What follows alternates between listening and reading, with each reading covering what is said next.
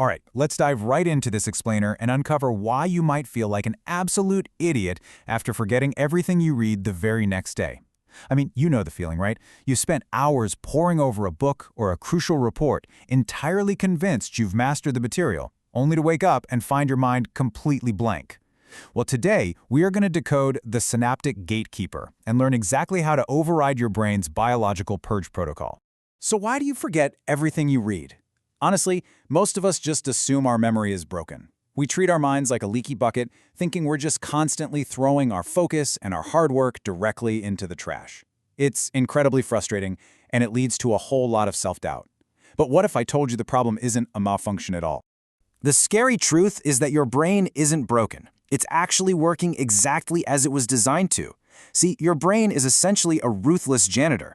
It consumes a massive amount of your daily calories, and just to save energy, it is highly motivated to throw away data it thinks you simply don't need. It sweeps away the excess so it can survive. And we call this process a synaptic purge. It's a biological protocol running constantly in the background, where the brain systematically deletes unused or seemingly useless information to conserve energy. So, forgetting? It's not a personal flaw or a sign of low intelligence. It's deliberate. If you don't give your hippocampus a real biological reason to keep that data, it is going straight into the trash. Section 1. The lazy brain trap. Now, to force your hippocampus to lock its doors and actually stop this purge, we first have to understand the massive trap we all fall into. It's the trap of relying on passive recognition instead of active retrieval. Look, most people think rereading a chapter over and over again is studying. It's really not. Your brain is inherently lazy, and rereading just gives you this fake illusion of competence, but it fails instantly under the pressure of an exam or a big presentation. What we actually need is the productive struggle of retrieval. Because neuroscience shows us something absolutely fascinating. Discomfort equals rewiring. Your brain only truly rewires, strengthens, and builds resilience when it is actively uncomfortable. This means you literally have to close the book, look away, and actively try to recall the information from scratch. If pulling that info from your memory doesn't feel a little bit difficult or even painful, you aren't actually sending the signal to stop the synaptic purge. Moving on to Section 2, Upgrading Brain Hardware. Okay, here is the undeniable reality. You simply cannot run a high-performance software system on a shrinking, deteriorating computer. It doesn't work. We have to fix the physical machine first. Get this. Research shows that sedentary behavior actually accelerates the physical shrinkage of the hippocampus. And remember, the hippocampus is the very command center for your learning and memory. By sitting at a desk all day, you are literally shrinking the physical space where your memories are supposed to be stored. But luckily, here is the biological hack. It's called the FIT formula, and it requires a daily walk of just 30 minutes to physically reverse the clock on that hippocampal shrinkage. Just half an hour of movement. That is enough to change the physical structure of your brain. It sounds too simple, I know, but simply moving your legs triggers neurotrophic factors. Think of it kind of like miracle grow for your brain. This stimulates the growth of entirely new neural cells, actively reverses brain shrinkage, and most importantly, ensures your newly formed memories actually have a physical space to live. If you skip this hardware upgrade, absolutely no study technique in the world is going to save you from the purge.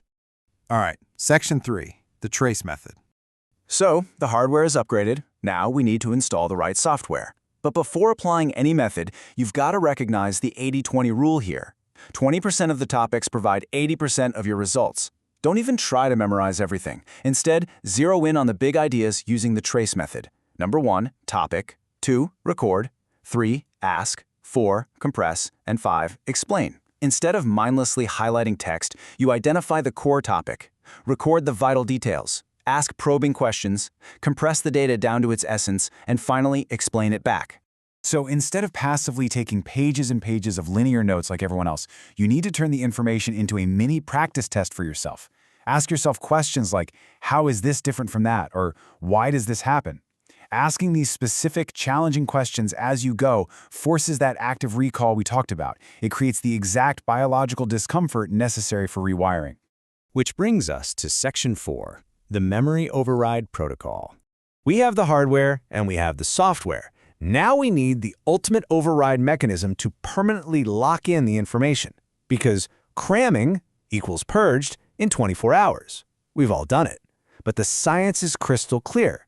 If you try to cram an entire textbook into your brain in one single night, it's going to be completely swept away by that ruthless biological janitor within a single day. It is just an incredibly inefficient use of your focus and your energy. Instead, you want to follow a spaced repetition schedule. Review it today, again in 3 days, and again in 1 week. Each time you actively retrieve the information at these specific intervals, you are sending a massive biological signal to your brain. You're explicitly telling the Synaptic Gatekeeper, hey, I keep needing this information. It is important. Do not purge it. And for the absolute ultimate synaptic lock, you must deploy the 3-2-1 method. Read the material 3 times to grasp the big picture. Then literally stand up and teach it to a blank wall 2 times, entirely from memory. Finally, sit down and write it out on a blank page 1 time, with absolutely no peeking allowed. Now you are going to get stuck, but remember, hitting a wall shows you exactly where your knowledge gaps are. When you inevitably stumble and hit a wall while trying to teach the material from memory, do not get frustrated. Lean into it. That moment of failure is actually the most valuable part of your study session because it clearly exposes the exact gaps the janitor was about to sweep away. Finally, Section 5. Stop throwing focus away. Let's wrap this explainer up by looking at how you can take back your biology and fiercely protect your absolute most valuable asset, your focus. Look at this quote. Your focus is the most valuable asset you own, so stop throwing it in the trash with passive habits. You've got the blueprint now. You know how to upgrade your hardware with daily movement, and you have the active retrieval protocols to completely override the synaptic purge. Seriously, there are no more excuses for reading something and forgetting it the very next day. So I'm going to leave you with this final provocative question.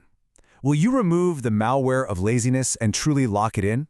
Are you ready to step into that productive discomfort, implement these biological triggers, and permanently secure your hard-earned knowledge?